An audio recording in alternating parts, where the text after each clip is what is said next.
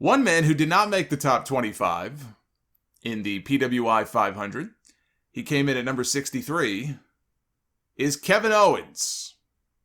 Fightful.com broke the news that his WWE contract is coming due a lot sooner than was previously reported. Now, 3 years ago, Owens did an interview, and he mentioned that he had just signed a 5-year deal to stay with WWE through the year 2023. But it turns out, after WWE signed their new TV contracts with Fox and NBC Universal at a time where they were making record profits, the company restructured a lot of talent contracts. So Owens is not the only one. He's only the one that we know about so far. We'll get more names, I think, in the weeks ahead. Kevin Owens is the one that we know about. And his was one of those deals that was restructured. And this had nothing to do with the pandemic because all of this happened before COVID even was a thing. But as part of that restructuring, Meltzer says his contract now expires on January 31st of 2022. There are conflicting reports about Sami Zayn's contract. I'm less sure about when his deal is up, so I don't really want to talk about him just yet.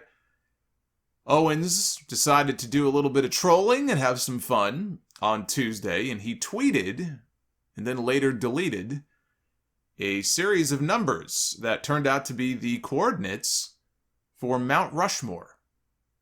Mount Rushmore was also the name of a faction. I found this on the web. There's a number that turned out to be the coordinates for Mount Rushmore. Check it out. Ah, you bitch. Interrupting me. It wouldn't be a podcast without Alexa interrupting me. Or Siri, or is it Alexa or Siri? I don't know. Anyway, turned out to be the coordinates for Mount Rushmore. Mount Rushmore was the name of a faction many years ago in PWG with Kevin Owens and the Young Bucks and Adam Cole. And he also changed the location on his Twitter profile to Almost There. Not long after that, the Bucks changed the location on their profile to the word there. And that's all they do. All they do on social media is troll all the time anyway. But they were also doing that before Adam Cole signed. And he ended up actually coming over to AEW. So you never really know how much of it is trolling and how much of it is a little more than just trolling. But they're having some fun with it. If you were to ask me, and I don't know Kevin Owens, I don't know where his head is at, you're asking me as a fan, you're asking me just my opinion, does Kevin Owens stay in WWE? Or does he leave? I think he's gone. I think Kevin Owens is gone when his contract is up. Unless some amazing promises are made to him by WWE, I think he's gone. And I just think back to the interview, and this is part of where my opinion is coming from on this. I think back to the interview that he did with Bleacher Report last fall. Shout out to Graham. Where he talked about how every time WWE does a draft, he always flip-flops from one brand to the other. And how he just assumed the same would happen to him again, which it did. And he was hopeful that it would give him a fresh start. He said, I went to go find the quote. He said, "I don't know what it is about me. I feel like I give it my all. I deliver every time I'm on the air.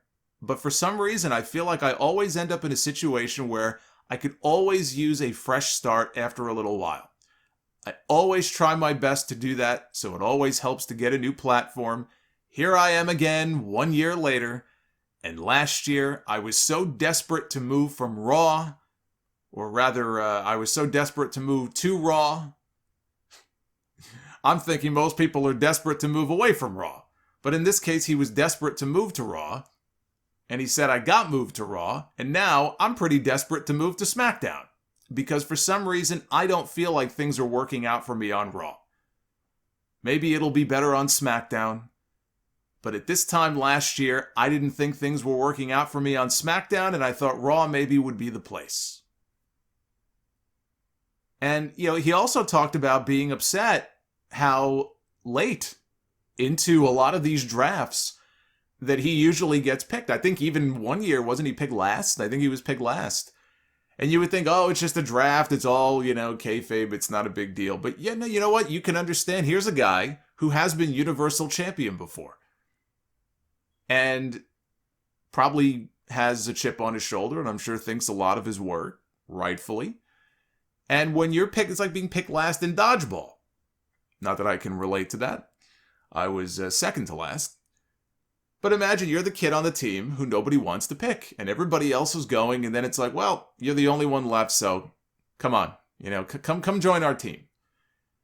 And that's how he felt. And he also talked about how it was always very stressful because you form travel partners on the road, and a lot of these decisions, you're not given a heads up about where you're going to go. A lot of these decisions are probably not even made until the day of. And that affects your life. It affects your job. Because you're so used to traveling with this person and carpooling and sharing expenses. And all of a sudden they surprise you on the air. Surprise! You're changing shows. And, you can understand how something like that would be very stressful. But I remember reading that interview. It stood out to me. This was only a few years ago. And it really stood out to me in my mind how almost deflated. Like it was written text. But it's almost as if I could hear his voice and how deflated he sounded in the words that he was saying. And since his main roster call-up, Kevin Owens, as I said, he's been Universal Champion. And frankly, I don't think he's really been the same since that loss to Goldberg, but Universal Champion, he's been Intercontinental Champion, United States Champion. He once powerbombed Machine Gun Kelly off the Raw stage, which is personally one of my favorite moments of his. And now he's messing around on TV with Logan Paul. He's doing talk show segments with a necktie around his neck in a t-shirt. I don't get the sense that Kevin Owens is completely satisfied in his role right now with WWE. He had the program with Roman Reigns for the Universal title. They had some really good matches together. He did not win the championship because it just wasn't the right time for him to win the title. It would have been crazy to take the title off Roman Reigns then, just as it is right now. But it feels like they just don't really know what to do with him. I think they take him for granted. I think they enjoy having him around because he could be a babyface, he could be a heel. You need him to do a talk show segment and be funny, he can do that. You need to plug him into a big match and he can go out there and deliver in the ring, he could do that too. We've had him on commentary, do guest commentary. And he's very good at that as well. So he's a great player. I'm not trying to diminish him by calling him a utility guy, but I think that's kind of how they look at him. He's not one of their, main event attractions to be protected at all costs. But boy, we're really glad that we have a guy like this off the bench because we could just plug him in. He's like Kane. Right? I mean, not physically, but he's like Kane, where Kane was another one who's very versatile as a performer. And even Kane, I think, at times during his run, they took him for granted. But you can plug him in wherever you need him. You want him to be a heel monster? Great, he could do that. You want him to be, the babyface doing the odd couple thing with Daniel Bryan, or a tag team with Hurricane or whatever? Great. Plug him in there, Kane can do it. And I think that's kind of how they look at Kevin Owens, but I don't know that they really have a full appreciation for what they have in him. So here comes another draft in a few weeks. And yet again, Kevin Owens feels like he could probably use another fresh start on another brand. How many fresh starts is he supposed to get? The biggest fresh start that he could possibly get would be to leave and go somewhere else. Now, I'm not judging one way or the other. I'm not sitting here like I was for Adam Cole saying he's got to leave. I absolutely want to see him leave WWE. I said that about Adam Cole because I didn't see a future for Adam Cole on the main roster.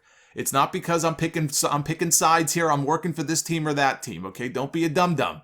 I made it very clear why I wanted to see Adam Cole leave the company. That's not the same way I feel about Kevin Owens. I think that they could work something out with him. I think that there is a role for him, a more consistent role. Frankly, I think it's long overdue, probably for him to have a really solid heel run, like a vicious heel run. At or near the top of one of the two brands.